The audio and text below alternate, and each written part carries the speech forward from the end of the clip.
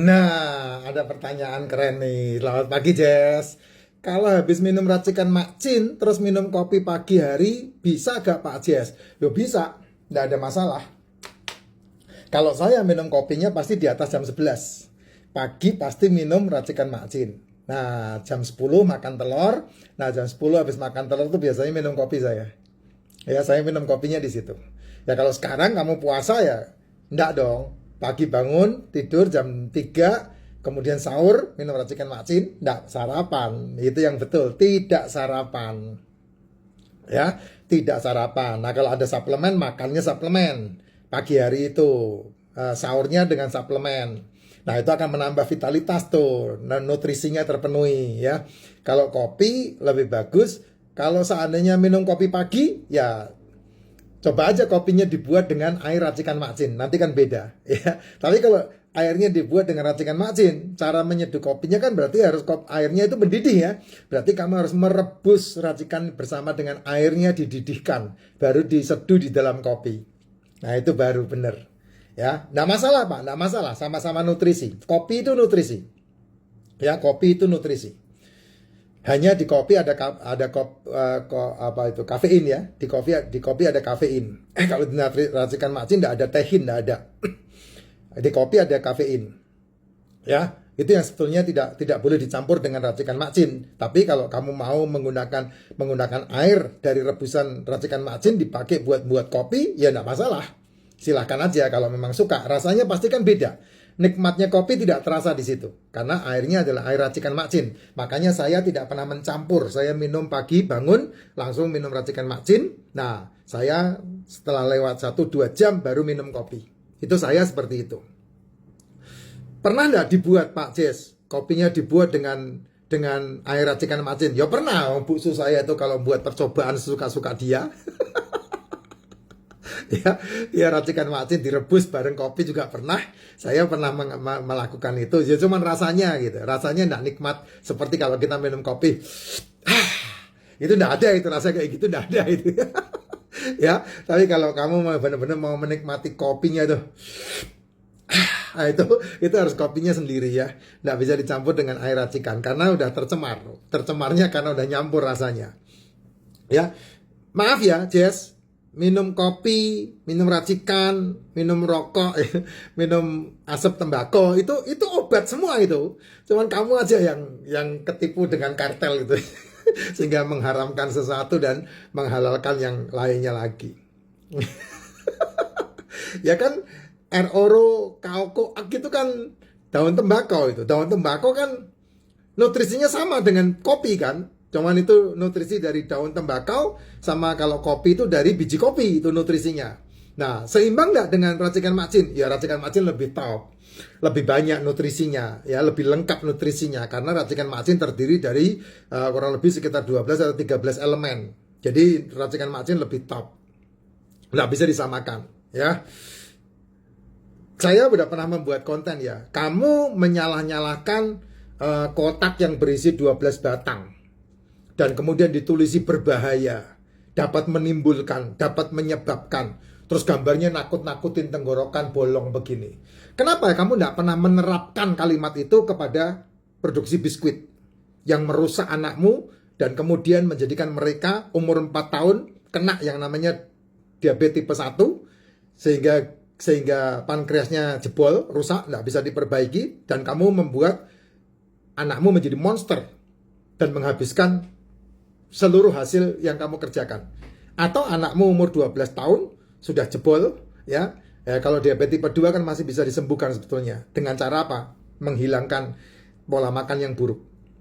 Kalau mau. Nah itu yang terjadi. Kamu coba sekali-sekali ikut antri di RSCM. Kamu lihat satu rumah sakit aja. Kamu tungguin di sana. Anak-anak umur 4 tahun, anak-anak umur 12-an tahun itu. Yang mereka cuci darah setiap hari. Di atas 70 orang, Jess. Ngeri sekali.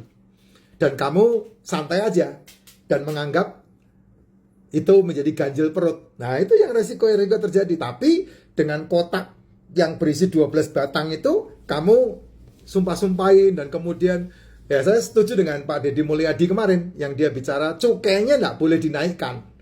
Karena apa? Karena gara-gara cukai dinaikkan maka Bapak-bapak malah justru membeli yang cukainya mahal dengan mengabaikan gizi buat anak-anaknya. Ya anak-anakmu tetap makannya kuah kue itu kan. Jajan itu kan. Itu yang sebetulnya berbahaya gitu. Karena apa? Karena itu akan pasti 1000% membuat anakmu kelebihan gula di tubuhnya. Gula di tubuh berlebih, gula di otak berlebih, maka anakmu akan menjadi autis. Kalau udah tua jadi pikun. Gula di sel tubuhmu berlebih, maka kamu sedang menciptakan sel kanker di tubuhmu. Gula di dalam darah berlebih, maka kamu akan kena cuci darah. Kamu akan kena penyakit yang namanya GIG ginjul. Kamu akan seperti itu. Tapi kamu mengatakan kalau makan itu ganjil perut. Padahal yang harusnya dikasih emblem jeblak usus bolong itu ya produksi itu sebetulnya. Dan itu dilegitimasi dengan jurnal tahun 1916 yang song, yang hoax, yang menguntungkan mereka dan mengambing hitamkan telur, ikan, daging, seafood, mengambing hitamkan kolesterol, sehingga kolesterolmu harus diobat-obatin. Itu kebodohan-kebodohan yang diajarkan untuk mendiagnosa orang itu.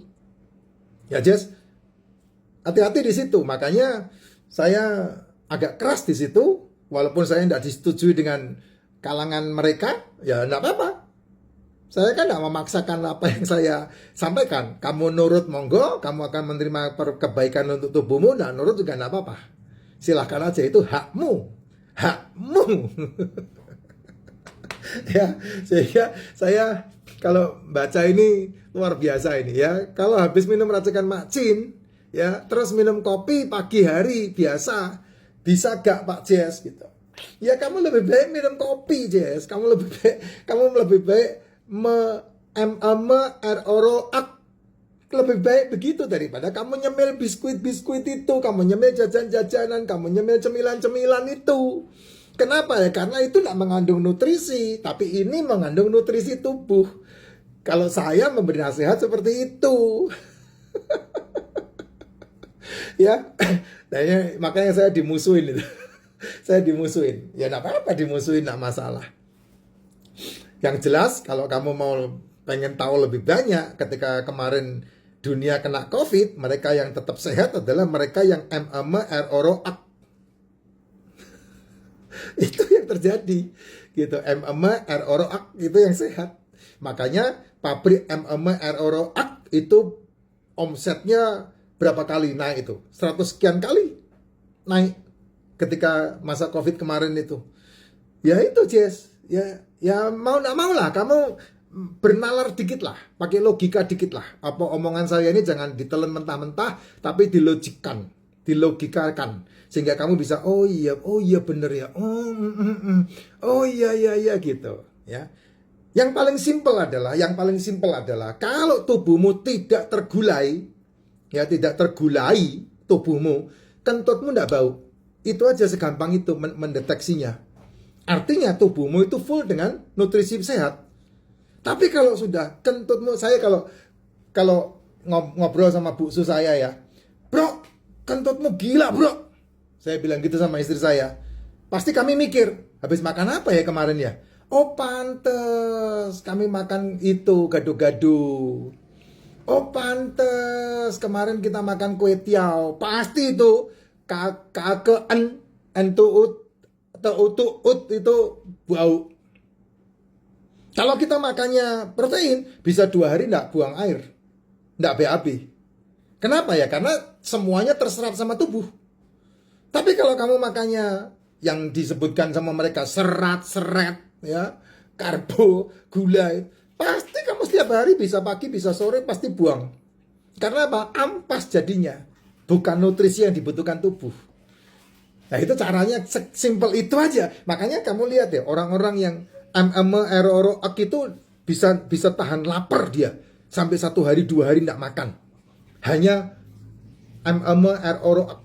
Sama dengan orang yang ngopi, bisa 2 hari tidak makan. Sama dengan orang yang minum racikan Makcin, bisa sehari yang tidak makan kayak saya, 2 hari tidak makan, hanya minum racikan. Kok bisa? Karena nutrisinya penuh di tubuhnya. Nutrisinya full. Bahkan mereka bilang lebih baik begini daripada makan. Tuh sampai begitu mereka. Nah gitu ya Jess. Nah Ini informasi, kamu boleh cerna baik-baik omongan saya. Gini-gini apa gini-gini. Nah, itu